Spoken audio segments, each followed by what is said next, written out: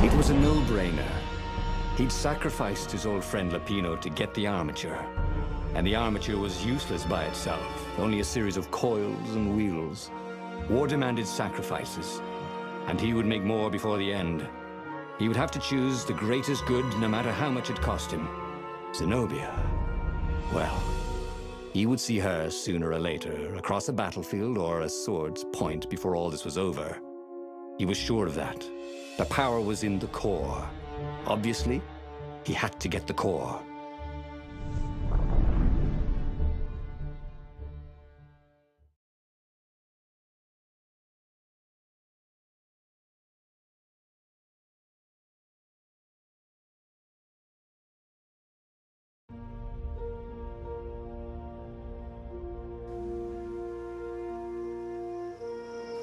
Doubt sunk in before he was even out of sight of the Farfarer. Why had he chosen the Sky Ripper? It was the sort of path he'd always avoided. The path of responsibility, of seriousness. Had he grown up? He didn't feel grown up. He'd made this decision from his gut, like he always did. Somehow, he'd impulsively decided to stop being impulsive. Did that make any sense?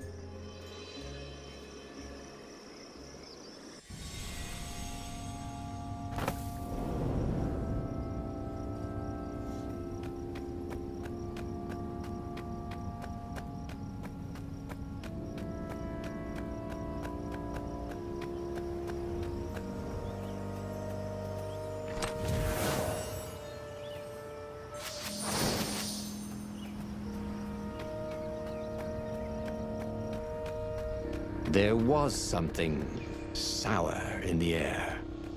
Like the earth had ruptured over something that had been fermenting for a very long time.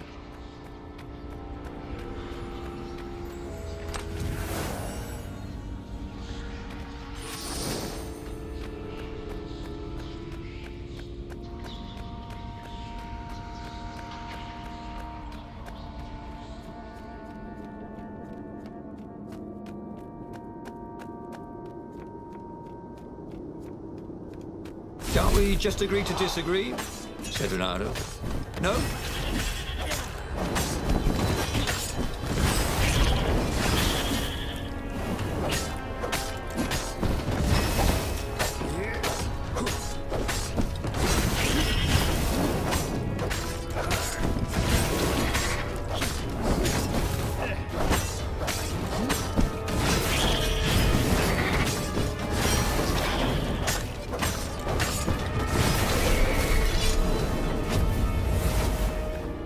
There were fewer and fewer trees. There were only these huge crystalline growths. Had those been here before? He no longer heard birds except for the feverish cawing of the ravens when they attacked. He couldn't smell the small animals of the forest, the mice and rabbits. Where had they gone? And he was getting hungry too. This was an unhealthy place to be.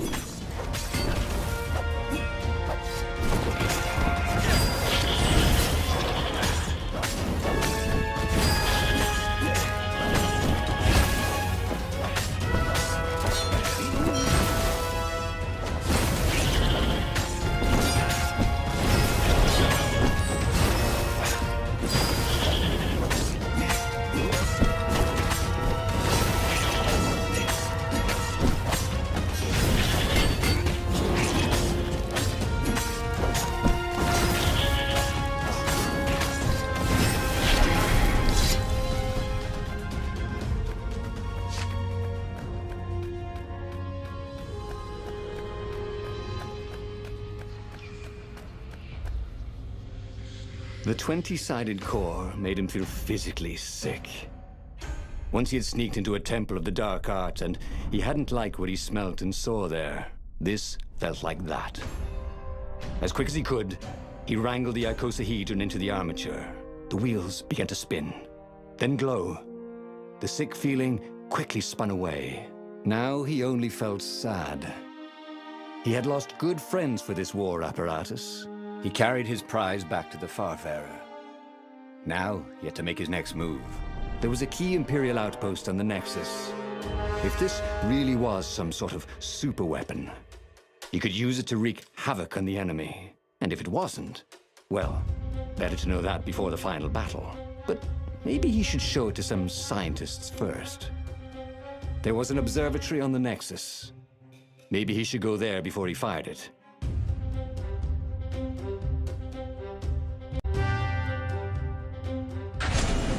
Well, of course. If you've just assembled a weapon out of legend that can exile gods from the world, you'd want to have a scientist or two look at it. And even if they disagreed and he had time, he could ask Calaveras himself. Yes, the observatory would be his objective.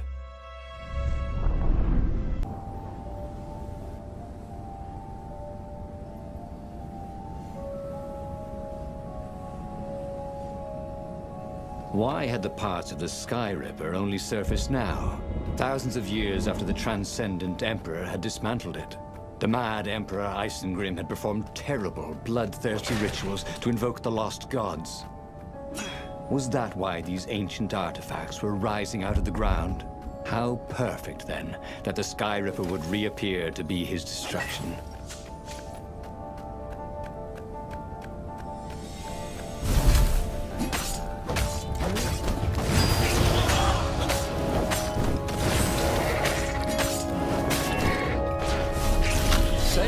To gravity for me.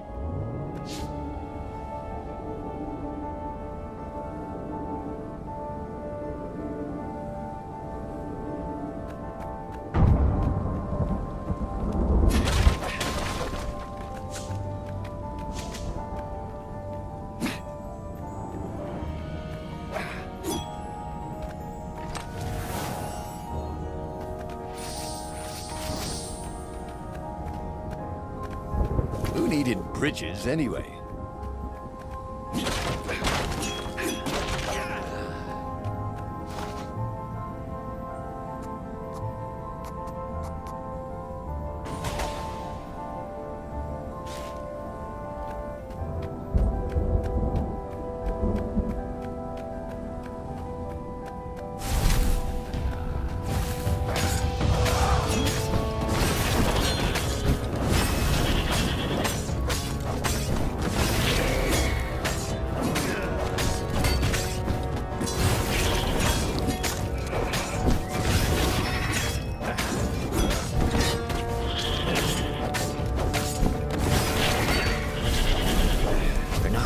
So much. It was time to turn it into something he could use.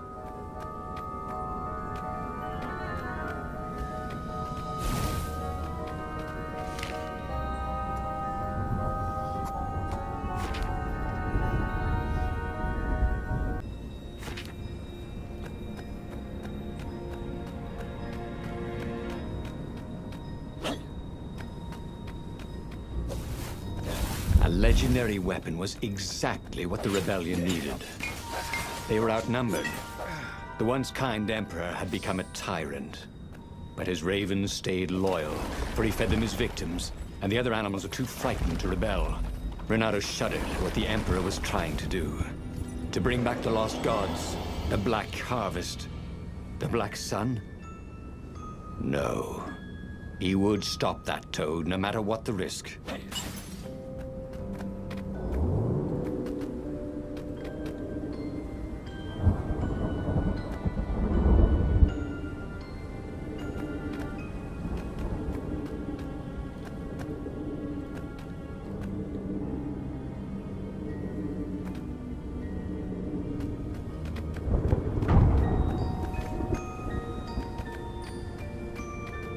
Renato's blood was up.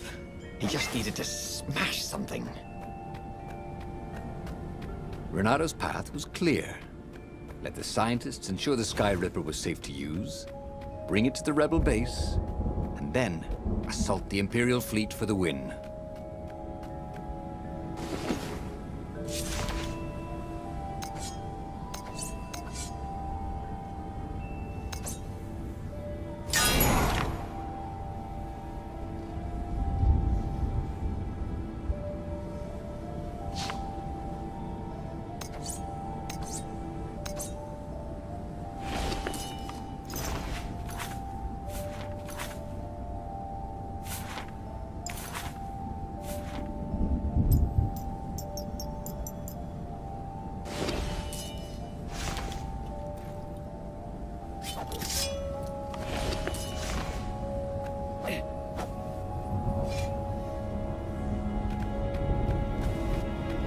Renato wondered if it wasn't cheaper to build bridges and stairs.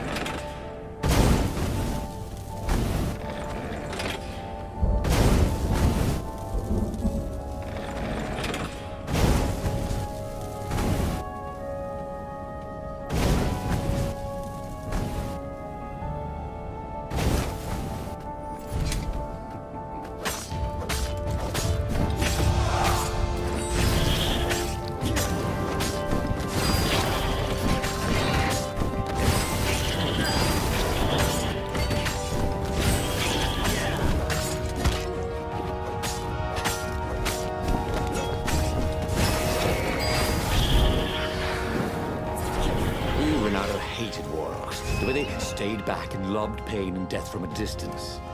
Cowards. Really dangerous, effective cowards.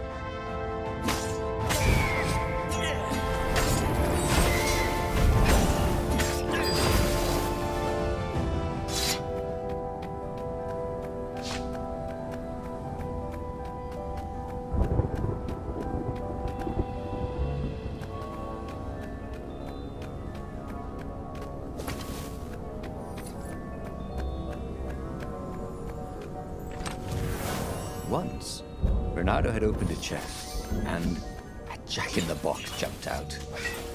Jack-in-the-Boxes, they gave him the Wiggins.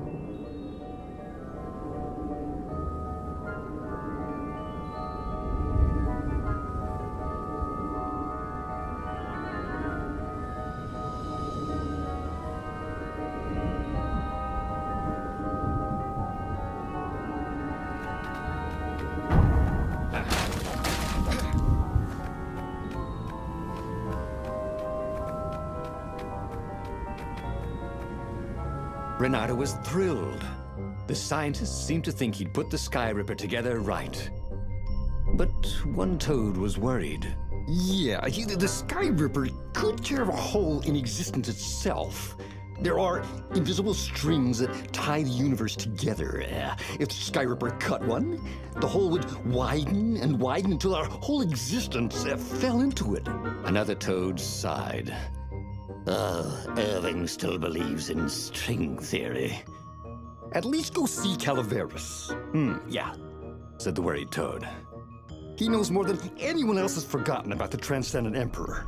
If anyone could tell him how to use this weapon safely, it would be Calaveras. It was he who had told Renato how to find it in the first place. But maybe he had to give up on using it as a weapon. Maybe he had to go to the secret rebel base and ask the generals there what he could do with a weapon that he dared not use.